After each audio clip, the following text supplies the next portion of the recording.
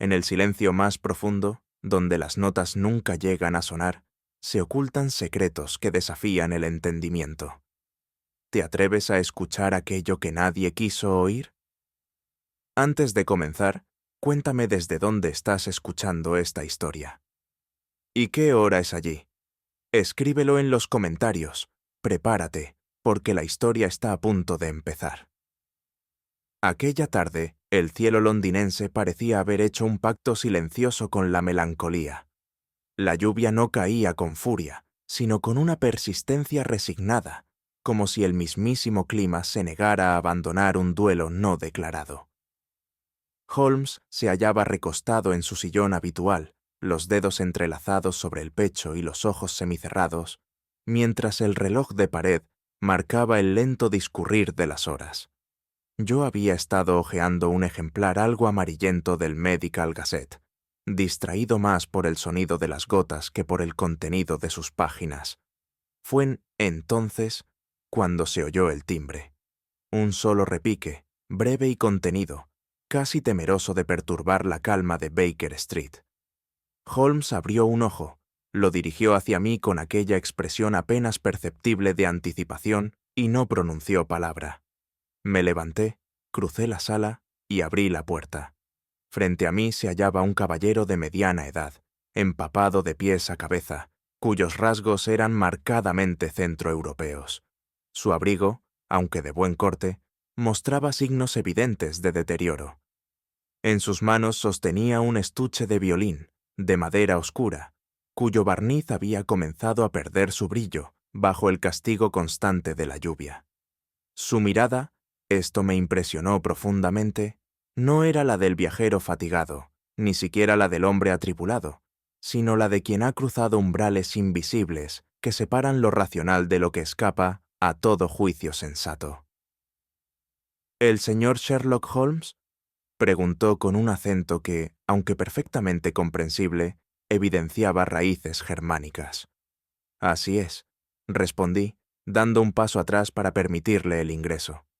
Holmes, que no se había movido, giró levemente el rostro en su dirección y, sin abrir del todo los ojos, musitó. «Pase, señor. No se sorprenda si le digo que ha traído consigo algo más que un simple instrumento».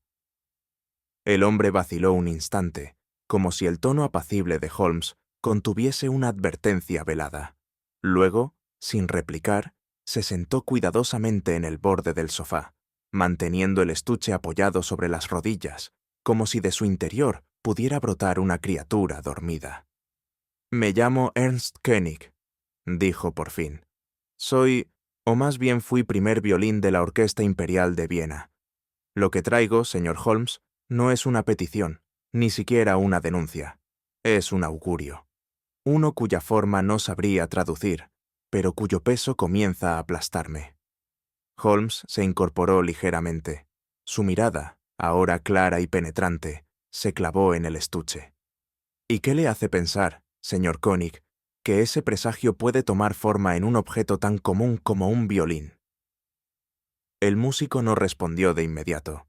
En cambio, con una reverencia breve, colocó el estuche sobre la mesa central. Abrió las cerraduras con dedos temblorosos y levantó lentamente la tapa. Lo que vimos nos dejó a ambos en suspenso. Dentro del estuche, perfectamente acolchado en terciopelo granate, reposaba un violín antiguo, al que le faltaban todas las cuerdas. La expresión de Holmes no varió en lo más mínimo, pero sus ojos brillaron con una intensidad súbita. Se inclinó hacia el instrumento con la reverencia con la que un monje estudia un códice prohibido. Tomó el violín entre las manos, lo sostuvo contra la luz de la ventana, lo giró, lo golpeó suavemente con el nudillo del índice y finalmente lo devolvió a su estuche.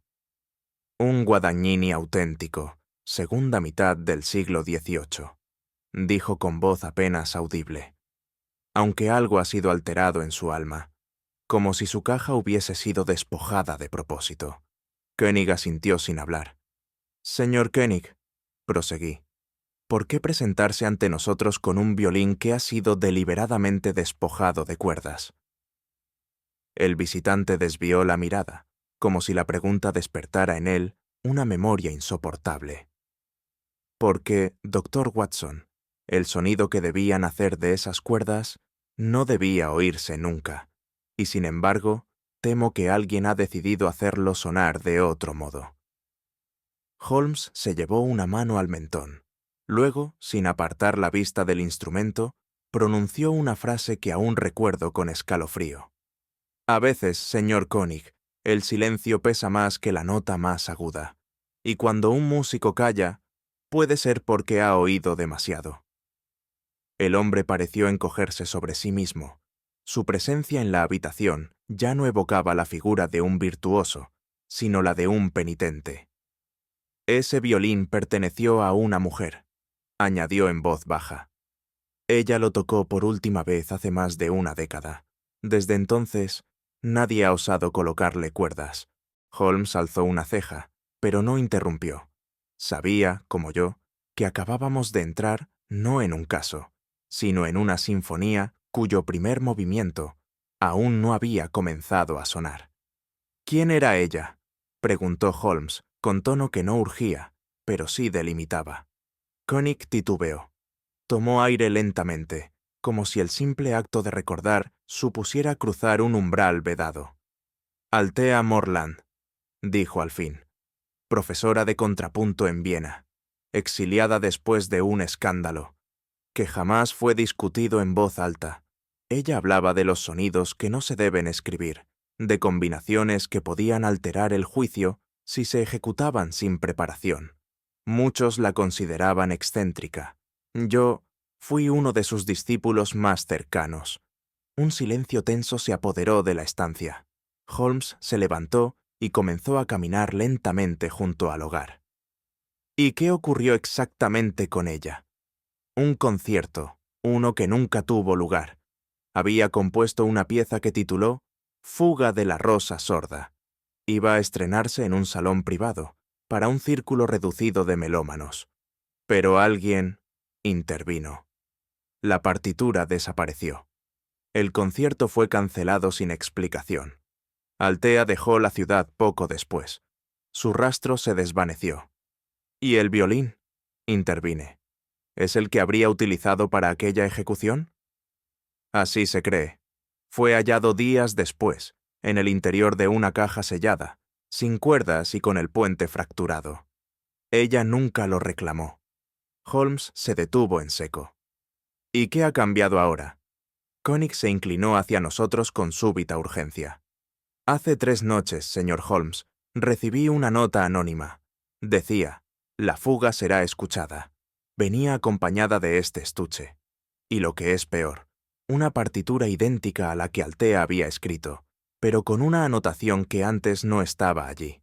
Versión final para ejecución. No se refería, por supuesto, al estreno de la obra. Holmes permaneció unos segundos en completo silencio. Luego dijo, sin levantar la voz: Entonces, mi querido Watson, temo que nos encontramos ante una partitura cuya primera nota aún no ha sido tocada, pero cuyo eco, sin duda, ya ha comenzado a recorrer los pasillos del crimen. Observé con creciente atención cómo el señor Koenig mantenía una distancia reverente respecto al violín. No intentaba tocarlo ni siquiera por curiosidad. Su mano, temblorosa, parecía rechazar la posibilidad de despertar un fantasma silente. Aquella renuencia a rozar las cuerdas ausentes me dijo más que cualquier palabra. Era como si la ausencia misma del sonido guardara un secreto demasiado grave para ser evocado. Holmes, a su vez, no perdió detalle de aquel estremecimiento. Sus ojos escrutaban al visitante con una mezcla de comprensión y cálculo. «No es raro, Watson», comentó con voz grave, «que los instrumentos, despojados de su voz, guarden ecos que solo ciertas almas pueden percibir. Hay memorias que no necesitan ser escuchadas para herir». Koenig permaneció en silencio, sus labios apretados, hasta que finalmente, con voz casi quebrada, confesó. Ella era la única que podía tocarlo sin romper el silencio. Pero ahora, temo que alguien más desea que su música resurja. Y no para deleite, sino para condena. Hubo una pausa en la habitación que ningún hombre se atrevió a romper. Sentí que aquella frase encerraba más de lo que parecía. Era como si el tiempo mismo se hubiera detenido, en espera de una respuesta que aún no llegaba. Holmes fijó sus ojos en Koenig con una intensidad que hizo vibrar el aire entre nosotros, aunque su rostro permanecía impasible. «Dígame, señor Koenig», inquirió sin elevar la voz, «¿qué ocurrió con el maestro en Viena, el que dirigía aquel concierto que nunca se celebró?» El hombre palideció momentáneamente y desvió la mirada, una reacción que fue suficiente para que el perspicaz Holmes notara la verdad oculta tras su silencio. «No hace falta más», murmuró Holmes. Las palabras a veces son superfluas cuando una mirada revela el peso de la culpa o del miedo. Koenig tragó saliva y se llevó la mano al bolsillo interior del abrigo, de donde extrajo un papel ajado que depositó sobre la mesa. «Esto llegó a mis manos hace poco», explicó. «Es una invitación a un ensayo que no debería existir, y una amenaza velada». Holmes recogió el papel, examinándolo con meticulosidad, mientras yo me preguntaba qué oscura historia se ocultaba tras aquel documento. Era evidente que estábamos a las puertas de un misterio donde la verdad se escondía no solo en lo que se decía, sino en lo que se callaba. Aquella noche, mientras la lluvia continuaba su cadencia monótona sobre los cristales de Baker Street, comprendí que nuestro caso no comenzaba con una pista palpable, sino con una ausencia resonante. Cuerdas que no vibraban, un concierto que jamás sonó y una verdad que se había negado a revelarse. Holmes, con su habitual mezcla de lógica y sensibilidad, me recordó que en ocasiones el vacío contiene más significado que la presencia misma. «Lo que no se escucha, Watson», dijo con voz suave, «puede ser la nota más elocuente de todas. La ausencia, una melodía jamás escrita que susurra secretos en el silencio». Sentí que, en ese instante, habíamos penetrado en un enigma que trascendía lo común. No era simplemente la búsqueda de un culpable, sino la exploración de un misterio cuyas raíces se hundían en el insondable silencio entre las notas. Y así, con el estuche vacío aún abierto ante nosotros, nos dispusimos a descubrir qué melodía guardaba el silencio.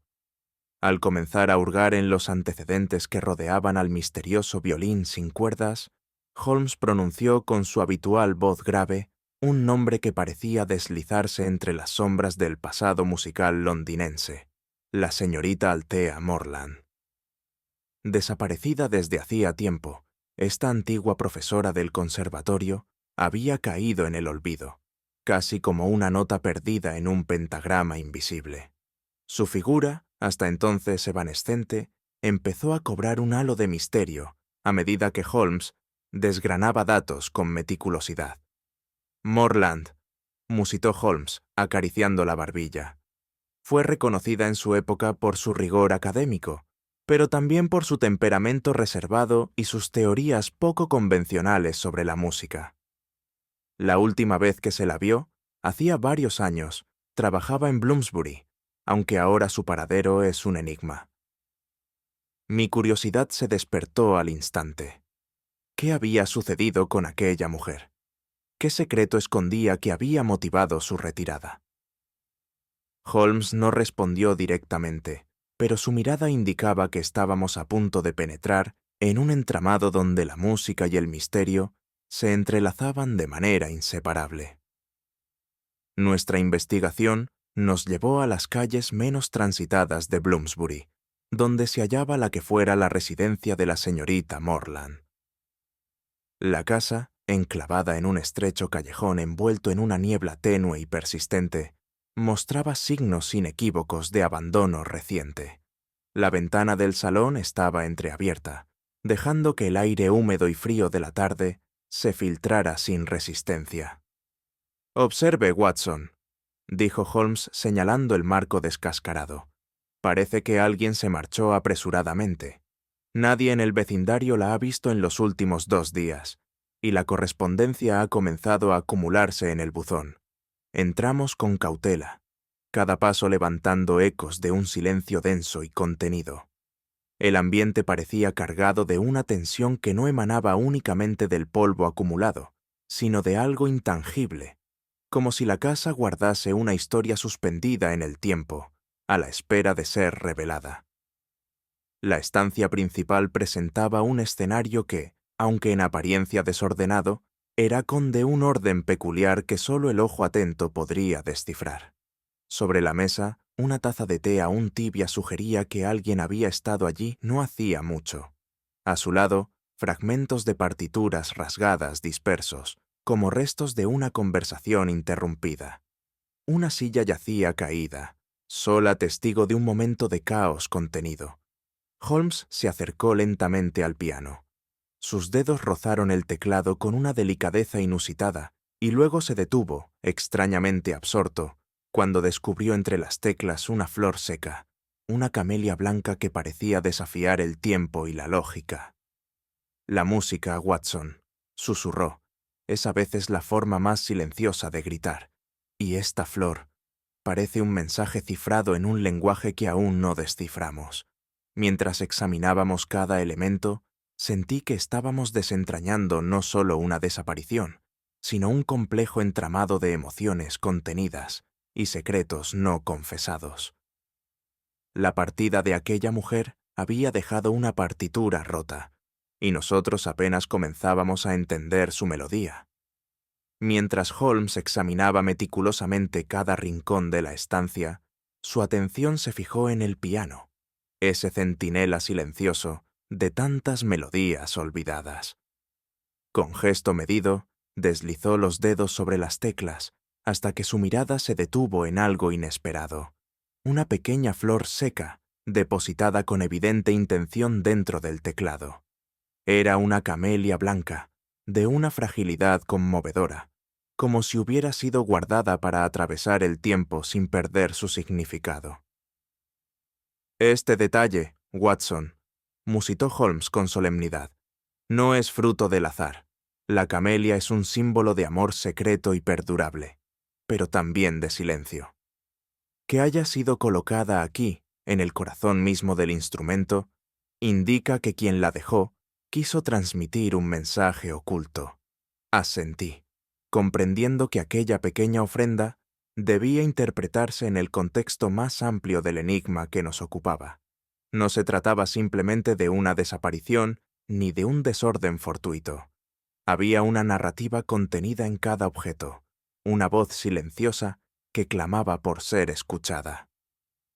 No hay música sin símbolos, Holmes, añadí, y esta flor parece la clave de una partitura invisible.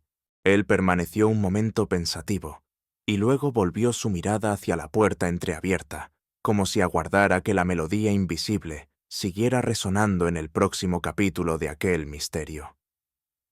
Cuando el inspector Lestrade llegó para examinar la escena, su perspectiva, por habitual y mundana, contrastó bruscamente con la nuestra. Su conclusión preliminar apuntaba hacia un robo fallido, un acto de violencia sin mayor trascendencia. Pero Holmes, con esa mezcla inconfundible de lógica y sensibilidad, negó con una leve sonrisa de pesar. No, Lestrade, replicó con voz firme. El verdadero crimen que aquí acontece es más sutil y profundo. No es la presencia de un ladrón lo que altera este lugar, sino la ausencia, una nota que se ha callado a la fuerza. Lestrade frunció el ceño, sin comprender del todo, mientras Holmes explicaba cómo el silencio, la carencia de sonido, puede hablar con mayor elocuencia que el estrépito más violento. Cuando la música se detiene, continuó Holmes, cuando la voz se suprime deliberadamente, se crea un vacío que desvela la verdad oculta tras las sombras. Yo observaba atentamente, convencido de que el inspector, aunque renuente, comenzaba a captar la esencia de una trama mucho más enigmática que un mero robo o un simple acto vandálico. Aquella tarde, más que nunca, la ausencia se hizo presencia, y la melodía, una ausencia que esperaba ser descubierta. Holmes tomó en sus manos los fragmentos de las partituras dispersas por la mesa y las examinó con escrutinio casi reverencial. Aunque estaban rasgadas y dañadas, la mayoría pertenecían a la misma obra. Una sonata en do, sostenido menor, una tonalidad que, en sí misma, evoca una atmósfera de misterio y turbación. Estas piezas, comentó Holmes, no son meras partituras, son fragmentos de una historia incompleta. Observad las iniciales que aquí se ocultan, aunque desconocidas para nosotros, quizás no lo sean para quienes las escribieron. Mientras inspeccionaba con una lupa los signos apenas perceptibles, añadió: el autor quiso dejar su firma, pero también quiso ocultarse, utilizando símbolos que solo un círculo reducido comprendería. Las partituras, en su frágil integridad, se alzaban como testigos mudos de una verdad que apenas comenzábamos a entrever, invitándonos a seguir el rastro hasta donde la música y el misterio se funden en uno solo. Fue con un aire de discreción que nos acercamos a aquel recinto que otrora resonaba con las notas puras de la música, aunque en aquel momento se mostraba como un espectro silencioso. El Queen's Hall, con sus cámaras de eco y sus rincones olvidados, era el escenario donde la señorita Morland había impartido su arte y enseñanzas, y donde ahora la ausencia de su presencia se sentía como una sombra permanente. Holmes caminaba con paso medido, casi reverencial, mientras yo observaba con atención sus gestos y la concentración que parecía absorberle. «Este lugar, Watson», dijo Holmes, rompiendo el silencio, «ha sido testigo de muchas verdades susurradas y secretos velados, bajo la apariencia de armonía. No debemos olvidar que en la música, como en el crimen, la verdad se oculta en los silencios. Nuestra tarea era indagar, no perturbar. Con cautela nos adentramos en los espacios donde los ecos parecían sostener una melodía nunca concluida, un círculo de silencio que esperaba ser roto. En nuestra búsqueda nos encontramos con Bernard Elwick, un violinista cuya fama antaño iluminaba las salas de concierto, pero que ahora se ocultaba en el anonimato de los coros menos notorios. Sus ojos, sin embargo, no habían perdido aquella chispa, sino que se habían teñido de un rencor contenido que resultaba tan inquietante como el silencio que lo rodeaba. Holmes no tardó en percibir la tensión en su actitud, y no dudó en iniciar un interrogatorio sutil, pero incisivo. «Señor Elwick», comenzó Holmes con voz mesurada, «su destreza fue envidiada, pero ¿qué ocurrió para que su lugar en la orquesta se tornase tan discreto?» El hombre desvió la mirada y contestó con un suspiro apenas audible, dejando traslucir un pasado que preferiría mantener oculto. La respuesta, aunque parcial, nos ofreció una pista valiosa. En el círculo de músicos, no todos los acordes eran tan armónicos como pretendían aparentar. No mucho después, nos presentamos ante Lord Penhaligon, el mecenas que, con su mirada pétrea y expresión inmutable, parecía ejercer una autoridad casi absoluta sobre la orquesta. Su devoción por la pureza tonal era proverbial, y su control riguroso sobre los músicos rozaba lo obsesivo. En su persona, Holmes encontró un enigma adicional, la figura de un hombre cuya pasión por la perfección podía convertirse en un arma silenciosa. «La música, señor Holmes», expresó Lord Penhaligon con voz fría pero firme, «debe ser una manifestación impecable del orden y la armonía. No tolero imperfecciones ni desvíos que perturben la esencia misma del arte». Holmes le observó con una mezcla de interés y cautela, reconociendo en sus palabras el germen de un conflicto invisible que podía explicar mucho más de lo que se atrevía a decir en voz alta. La obsesión, como aprendimos, es a menudo la nota discordante que desencadena la tragedia. Mientras explorábamos los pasillos casi olvidados de la orquesta, nos encontramos con Rupert, un anciano cuya ceguera le había privado del mundo visible, pero que parecía poseer una percepción más aguda y penetrante que la de cualquiera con vista intacta. Sus palabras, dichas con una voz frágil pero llena de convicción, nos impresionaron profundamente. «Las notas agudas, caballeros», aseguró con solemnidad, tienen el poder de mentir, no por lo que suenan, sino por lo que ocultan. En este recinto he escuchado mentiras más punzantes que cualquier nota falsa. Holmes asintió lentamente, comprendiendo la gravedad del testimonio. No era solo un afinador, sino un confidente silencioso de secretos que los demás músicos ignoraban o rehusaban enfrentar. La afirmación de Rupert abría una puerta hacia una conspiración velada, donde la música servía como disfraz para verdades ocultas y engaños calculados. La incertidumbre comenzó a crecer, y comprendimos que el círculo del silencio no solo guardaba secretos de notas, sino también de intenciones humanas. Guiados por la intuición de Holmes, nos adentramos en los archivos polvorientos de la orquesta, lugar que parecía resistirse a revelar sus misterios. Entre documentos y partituras olvidadas, Holmes encontró una pieza notablemente diferente, una partitura antigua, escrita en tinta parda, cuyo aspecto sugería un significado especial. Lo que captó nuestra atención fue un símbolo peculiar estampado en su margen inferior, un círculo tachado 3 veces, con un trazo rojo intenso, una marca que parecía tanto un signo de prohibición como una advertencia. Holmes examinó la partitura con su acostumbrado rigor. «Esta clave», murmuró, «parece indicar algo más que una simple anotación musical.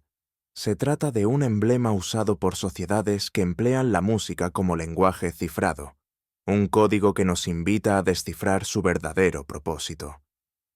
El hallazgo nos hizo conscientes de que detrás de la fachada artística se ocultaba un entramado de poder y secretos, donde la música no era sino el vehículo de mensajes ocultos que desafiaban a cualquier ojo inexperto.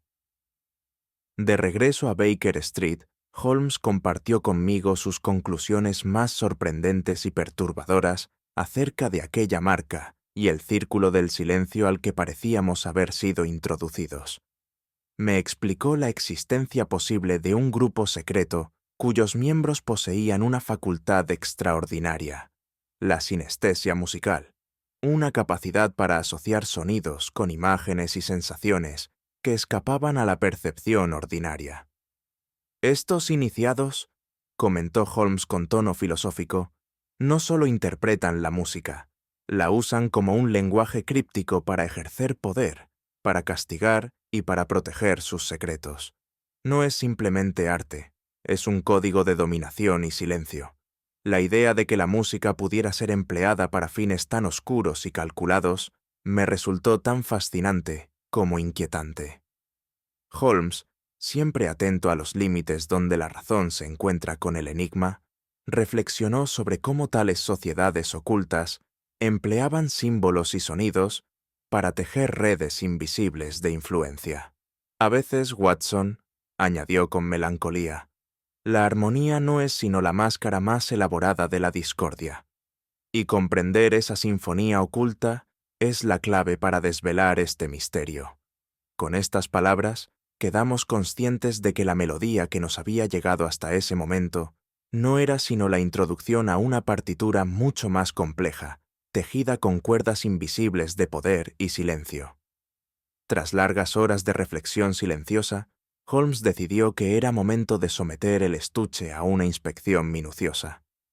Aunque el instrumento desprovisto de cuerdas ya representaba un enigma por sí mismo, el detective intuía que bajo aquella apariencia se ocultaba algo más profundo, algo que escapaba a la mirada superficial. Con la delicadeza que caracteriza a un cirujano, desmontó las partes móviles del estuche, separando con cuidado la madera del terciopelo, hasta que su esfuerzo fue recompensado por un hallazgo inesperado. «Observad, Watson», dijo con voz pausada, «que este estuche guarda un secreto tan profundo como las sombras que ocultan las verdades más dolorosas. No se trataba ya del violín sin cuerdas, sino de un compartimento oculto, tan discreto que solo el tacto experto de Holmes pudo revelarlo. Dentro de aquella cavidad secreta, el detective extrajo un objeto que cambiaba la naturaleza del caso, la promesa de una historia que debía ser contada. Entre las manos expertas de Holmes apareció un papel antiguo, amarillento por el paso inexorable del tiempo, cuyos caracteres estaban escritos en un alemán arcaico, una lengua casi extinguida para la mayoría, pero no para la mente lúcida del detective. El documento parecía más una advertencia velada que una confesión explícita, un mensaje cifrado que solo podía ser comprendido en su totalidad si se desentrañaban las circunstancias ocultas que lo rodeaban. «Este papel, Watson», comentó Holmes, «es tanto un testimonio como una amenaza. Su caligrafía sugiere la prisa y el temor de quien lo escribió, pero también la intención de dejar constancia de algo que no debía olvidarse. Al leerlo detenidamente, descubrimos indicios que señalaban hacia un episodio trágico y una pieza musical que, por su naturaleza, había sido destinada al silencio forzado. No era solo una carta, sino la llave para abrir un misterio que trascendía la simple desaparición de una partitura. Junto al documento, oculto con el mismo cuidado, hallamos un fragmento de cuerda de tripa, manchado por una sustancia que Holmes denominó, con voz grave y pausada, la firma indeleble del miedo.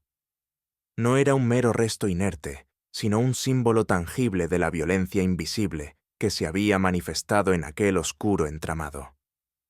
«Las cuerdas de un violín», explicó Holmes, «son el alma que transmite las emociones del intérprete. Que una de ellas aparezca manchada de tal manera implica que alguien quiso que un mensaje muy distinto al musical llegase a oídos selectos. Aquella cuerda ensangrentada suscitó en nosotros una mezcla de inquietud y expectación, pues nos hacía comprender que estábamos frente a un crimen cuya resonancia no se limitaba al plano físico, sino que tocaba las fibras más profundas de la naturaleza humana. Al cerrar el estuche, Holmes me miró con esa mezcla habitual de resolución y reflexión que anunciaba que aún quedaba mucho por descubrir. Fue durante una conversación pausada en nuestra residencia de Baker Street que Holmes me relató un episodio sombrío que había permanecido oculto bajo el polvo de los años. La ciudad de Viena, en el invierno de 1879, fue el escenario de un concierto que nunca recibió aplausos, pues se vio abruptamente interrumpido por un suceso trágico y misterioso. «Un niño prodigio, Watson», comenzó Holmes con un aire de melancolía. Uno cuya destreza prometía cambiar el curso de la música, se atrevió a interpretar una pieza que había sido olvidada intencionadamente.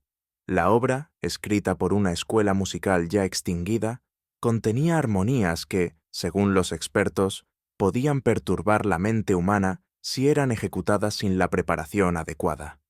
El joven, en pleno éxtasis creativo, tocó la primera nota y luego la siguiente, hasta que un silencio mortal se apoderó del auditorio. De repente, cayó desplomado, víctima de un colapso que ningún médico pudo explicar a cabalidad. Aquella noche, prosiguió Holmes, fue el fin no solo de una promesa, sino también el inicio de una leyenda prohibida que aún arroja sombras sobre ciertos secretos musicales. Mientras escuchaba, comprendí que el pasado vienés no solo nos ofrecía pistas, sino que delineaba un peligro que parecía querer resurgir entre nosotros. Holmes continuó revelándome que la pieza interpretada por el prodigio pertenecía a un repertorio que fue inmediatamente proscrito tras aquel fatídico concierto. Se trataba de una escuela musical que investigaba las relaciones entre la armonía y la psique humana, postulando que ciertas combinaciones sonoras podían inducir estados de ruptura mental. Este tipo de música, explicó Holmes, fue vista como un instrumento de perturbación, capaz de alterar la percepción y la cordura de quienes la escuchaban sin la debida preparación. Por eso, la sociedad musical decidió que tales composiciones debían desaparecer, al igual que las partituras que las contenían. No era solo una cuestión artística, sino un asunto de seguridad social y moral que aún hoy reverbera en los rincones más oscuros de la historia musical. Por eso, Watson, añadió Holmes, aquella partitura cerró más que un telón. cerró la puerta a una verdad que muchos temían enfrentar. El eco de esas palabras me dejó pensando en cómo el arte puede convertirse en un arma o en un refugio, dependiendo de quién posea la batuta. Al concluir su relato, me invadió una profunda reflexión acerca del modo en que la música, esa expresión sublime del alma humana, podía también traspasar los límites de la lógica y la razón para herir con mayor eficacia que cualquier arma visible. Es curioso, Holmes, comenté, cómo un sonido, o la ausencia de él, puede alcanzar la fibra más oculta de nuestra humanidad, incluso cuando ningún oído parece captar su presencia. Él asintió con gravedad. Así es, Watson. En ocasiones, los crímenes que más pesan son aquellos que no hacen ruido, aquellos ecos silenciosos que resuenan en la conciencia mucho después de que los hechos han ocurrido.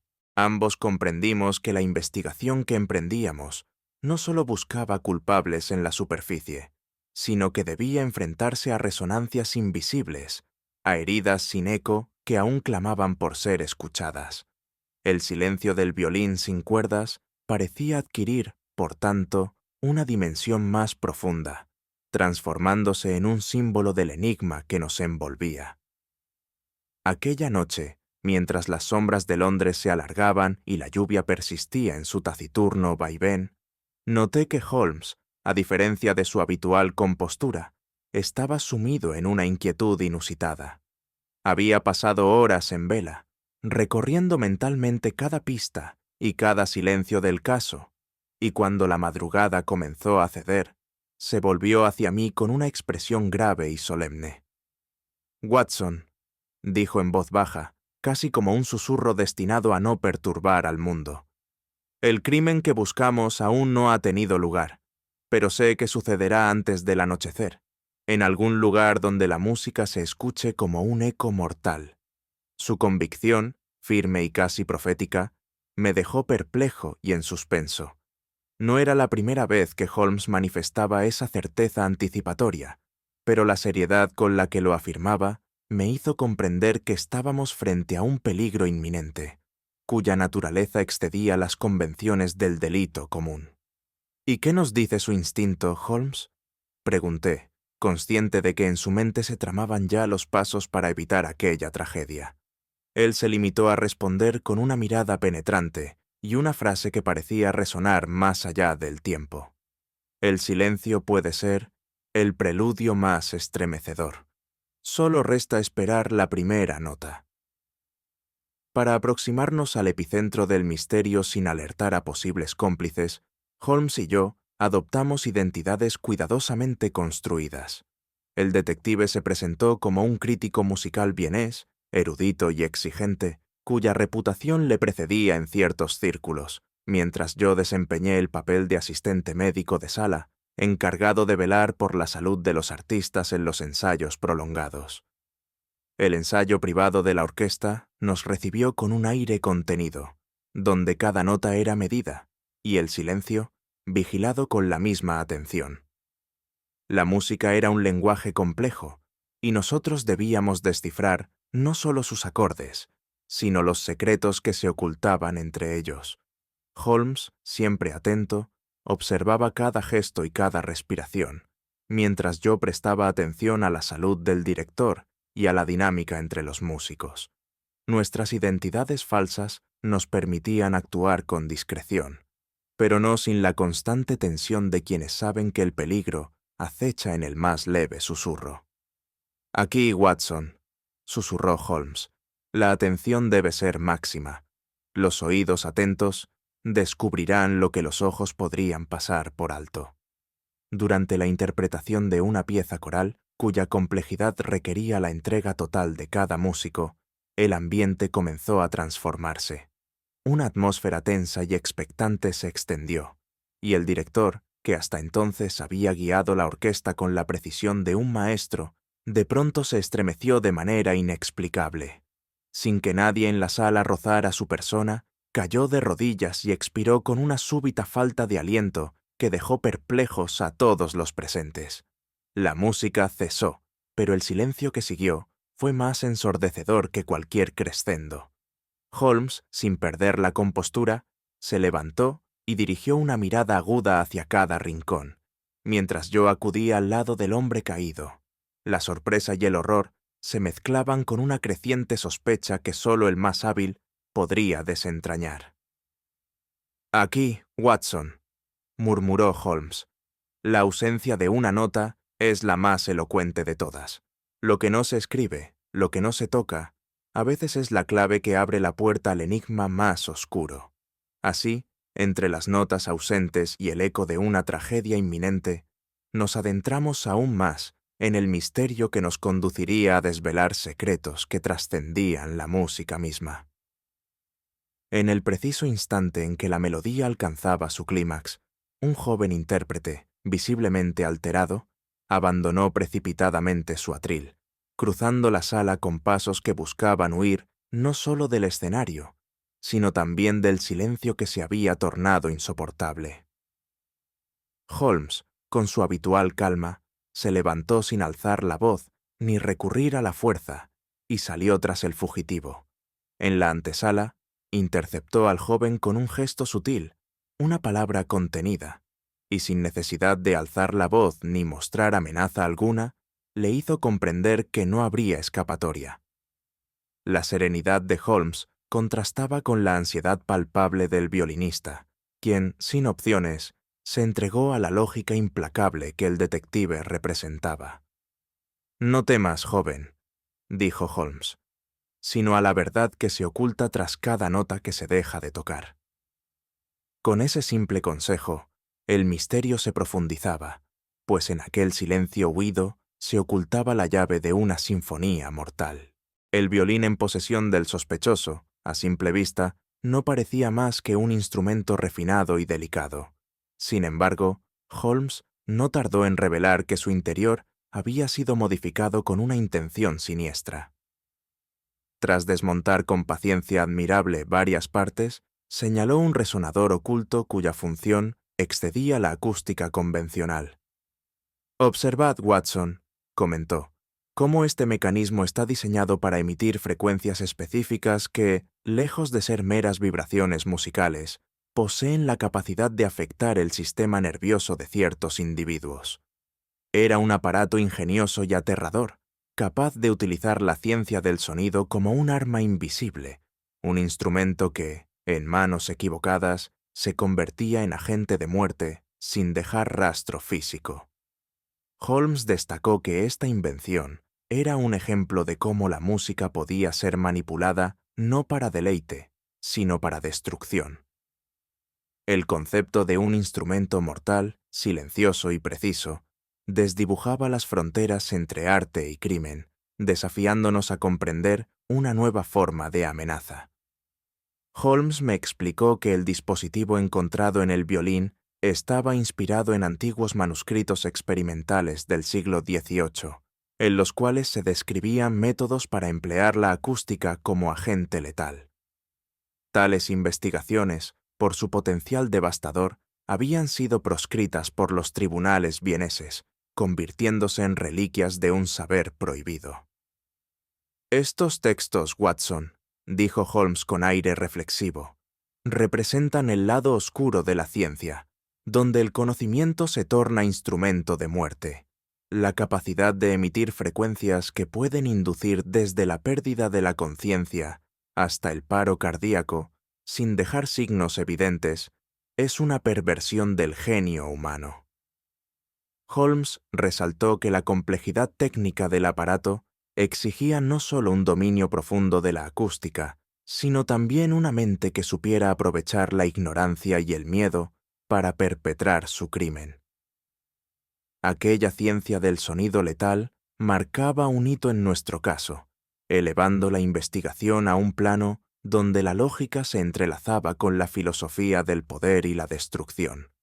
Mientras escuchaba, comprendí que enfrentábamos un enemigo cuya arma era el silencio mismo, y cuyo motivo aún permanecía oculto bajo capas de armonía y discordia.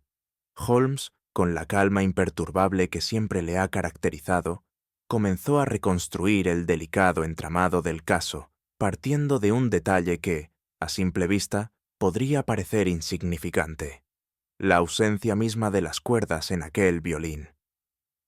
Para cualquiera, un instrumento sin cuerdas era un objeto inerte, privado de su función esencial. Para Holmes, sin embargo, representaba un símbolo cargado de significado. «Watson», murmuró mientras acariciaba con dedos expertamente analíticos la superficie vacía, «no es la presencia de un instrumento lo que determina su poder, sino lo que éste calla. Un violín sin cuerdas es el emblema de una ejecución sin sonido, un método que aspira a asesinar sin dejar eco». Le escuchaba atentamente, fascinando la manera en que convertía un vacío tangible en una pista elocuente. La ausencia, más que la presencia, contenía la clave de un misterio cuya complejidad apenas comenzábamos a comprender. La ejecución, por tanto, no se limitaba al acto físico, sino que se manifestaba en una resonancia silenciosa y letal. Continuando su análisis, Holmes expuso una teoría que me heló la sangre por su precisión y audacia. Me explicó que la arquitectura misma de la sala de conciertos, con sus resonancias calculadas, había sido manipulada para amplificar una frecuencia que escapaba a la percepción consciente de los presentes. «El teatro, Watson», dijo con voz grave, «no es mero escenario, sino cómplice invisible. Cada pared, cada arco, puede convertirse en instrumento de una sinfonía mortal, si se sabe cómo modularla. Esta frecuencia oculta, inaudible para el oído común, estaba destinada a ser un arma silenciosa, capaz de afectar el cuerpo y la mente sin dejar huellas visibles. La intención no era simplemente crear un ruido perturbador, sino un efecto profundo, devastador, casi imperceptible». Holmes, con la minuciosidad que lo distingue, detalló cómo esta manipulación acústica respondía a principios científicos avanzados, pero pervertidos en función de un propósito mortal. Era la ciencia al servicio de un crimen que trascendía lo habitual, desafiando las fronteras entre arte y muerte. Al comprender el móvil detrás de aquella ejecución sin sonido, un estremecimiento recorrió mi cuerpo.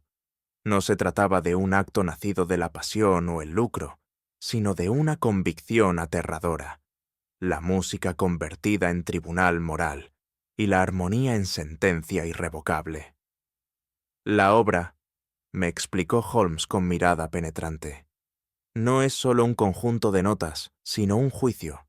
Para el asesino, la perfección armónica es el castigo divino, la ejecución de un veredicto que trasciende la justicia humana». Aquella idea, tan perturbadora como fascinante, nos llevaba a un plano donde el arte y la ética se entrelazaban en una danza macabra. El poder de la música, para bien o para mal, revelaba su doble filo, capaz de elevar el espíritu o de condenarlo sin apelación.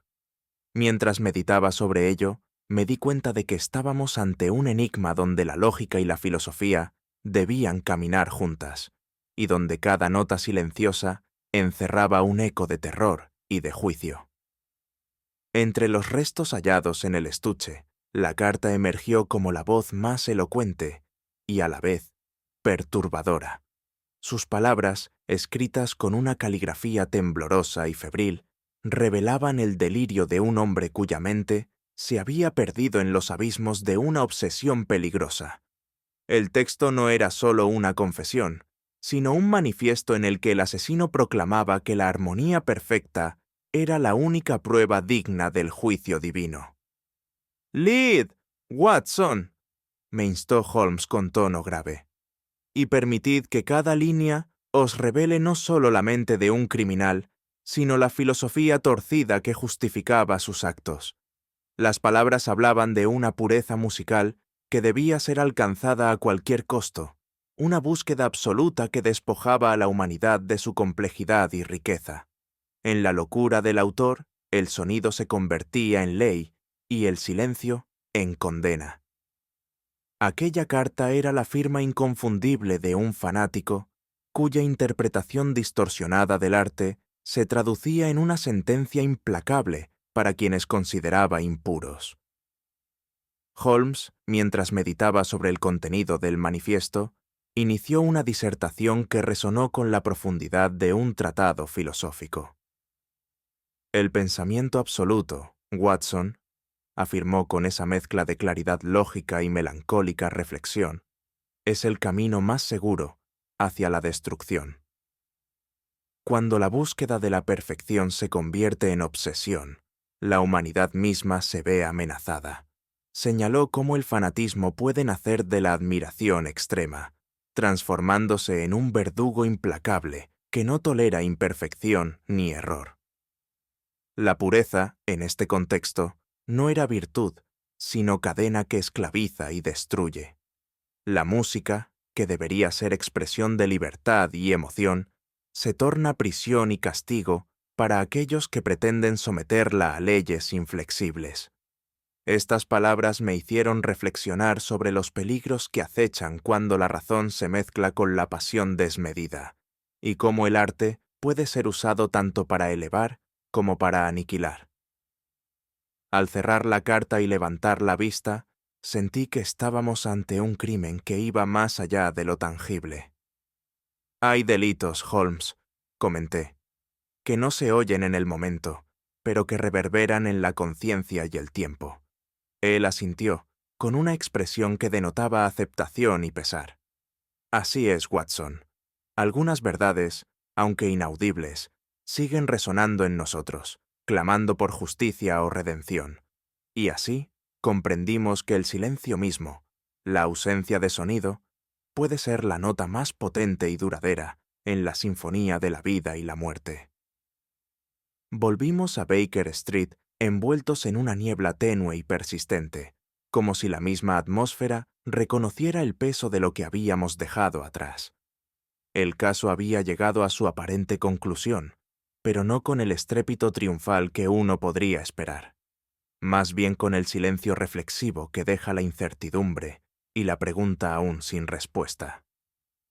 Holmes caminaba con la mirada fija en el vacío, como si aquel retorno a la sombra familiar no fuese un regreso, sino el inicio de otro interrogante aún más profundo.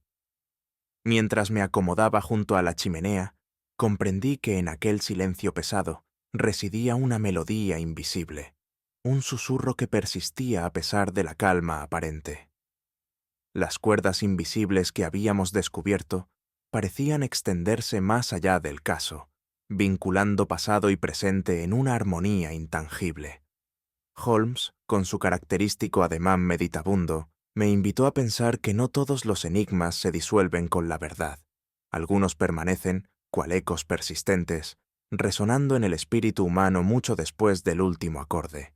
En un momento de recogimiento, Holmes tomó su antiguo Stradivarius y, sin mediar palabra, comenzó a ejecutar una melodía menor, casi imperceptible, una serie de notas que parecían más un diálogo con un recuerdo inconfesable que una composición destinada a ser escuchada.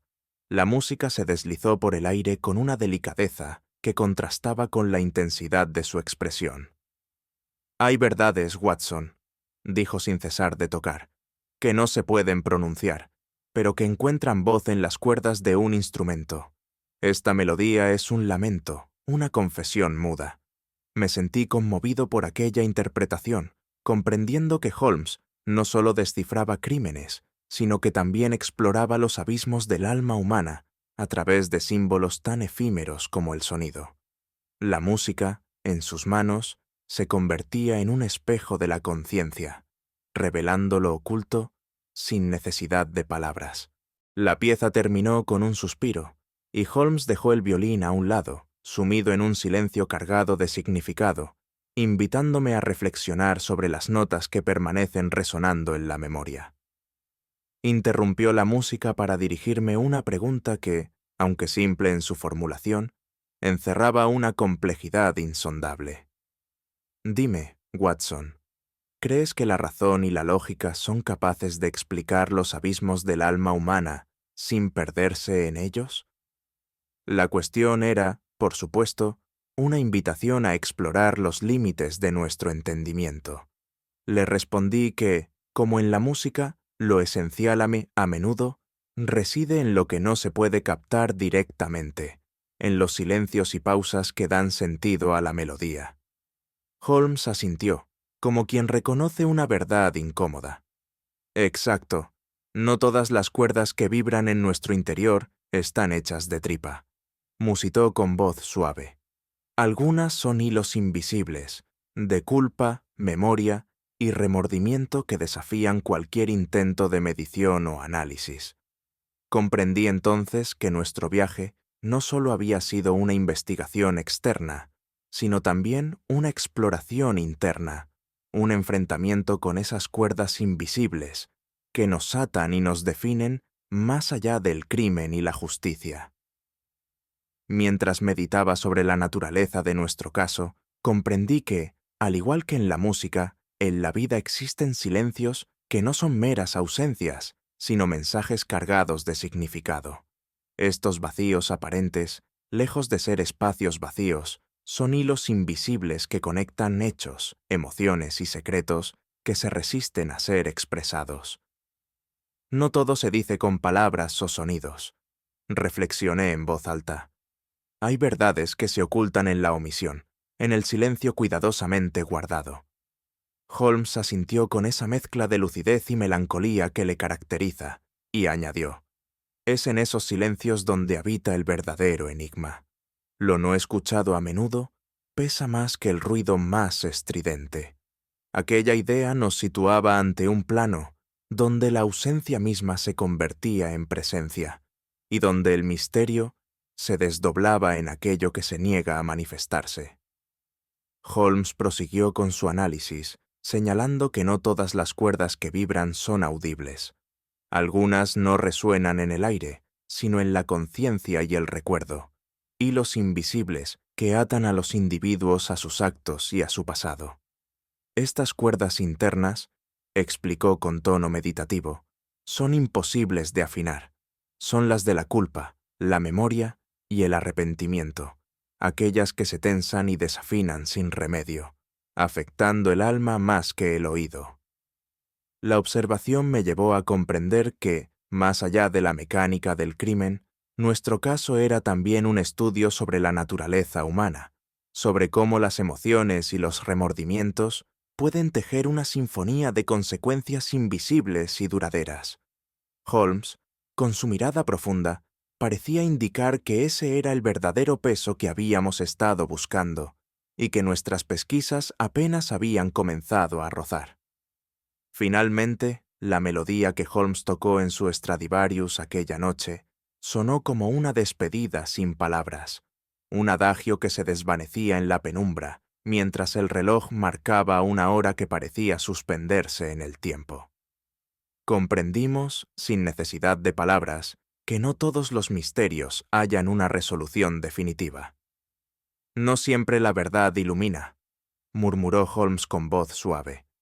A veces solo revela nuevas sombras, y algunos enigmas deben ser aceptados más que resueltos. Aquella reflexión quedó suspendida entre nosotros, invitándonos a considerar que la justicia no siempre es la culminación del conocimiento, y que en la complejidad humana hay siempre cuerdas invisibles que desafían toda lógica. Concluimos aquella jornada no con certezas absolutas, sino con la serenidad que ofrece la aceptación de que, en ocasiones, el silencio mismo es la última nota en la sinfonía de la verdad. En ocasiones, el silencio habla más que cualquier palabra, y lo que no se escucha pesa con un eco imposible de ignorar. ¿Crees que siempre logramos comprender las cuerdas invisibles que nos atan, o hay verdades destinadas a permanecer ocultas? Escríbelo en los comentarios. Estaré encantado de leer tus pensamientos. Si esta historia te ha cautivado, deja tu like, compártela con quien disfrute del misterio, y acompáñanos para descubrir juntos nuevas sombras por desvelar.